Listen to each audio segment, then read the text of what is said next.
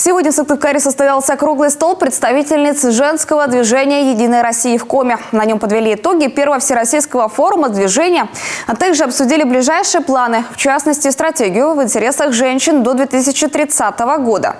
Евгений Стокас о том, чем сейчас живет прекрасный пол. В Ленинской библиотеке партийцы, общественники, предприниматели – неравнодушные люди, объединенные общими идеями. Это женское движение «Единой России». Оно продвигает интересы женщин через разные проекты – социальные, культурные и образовательные. А недавно прошел первый всероссийский форум женского движения, где участники, в том числе из Коми, обменивались опытом и учились навыкам, важным для современных и активных женщин. От общественной работы до политического ремесла. Мне стало главным и значимым то, что на этом форуме давали вот такие технологии именно позиционирования себя в социальных сетях. То есть, если мы перенесем, как может женщина-политик себя позиционировать в социальных сетях, в социальных группах, вести там свою активную деятельность, перенеся это на деятельность любой общественной организации, этих технологий, я уверена, что мы получим на выходе действительно хороший результат и успех. Ключевое направление для движения сейчас – поддержка участников спецоперации из Коми и их семей. Женщины собирают гуманитарную помощь, шьют снаряжение, помогают родственникам бойцов, занимаются патриотической работой. И так по всей России. Оказалось, в этом направлении есть над чем работать.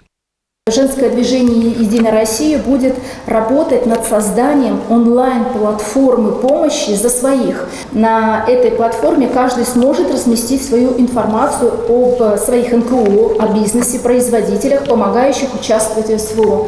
Нам нужен некий информационный ресурс, на котором мы сможем увидеть всех, кто участвует в гуманитарной миссии. Движение появилось в прошлом году, но уже действует в 70 регионах страны, объединив около 7 тысяч человек, в том числе ради претворения в жизнь национальной стратегии в интересах женщин до 2030 года. Она предполагает рост экономической независимости прекрасного пола, социальной защищенности и так далее, не отменяя при этом детей и семью. Текущая демографическая ситуация диктует нам необходимость принятия дополнительных мер по сохранению репродуктивного здоровья.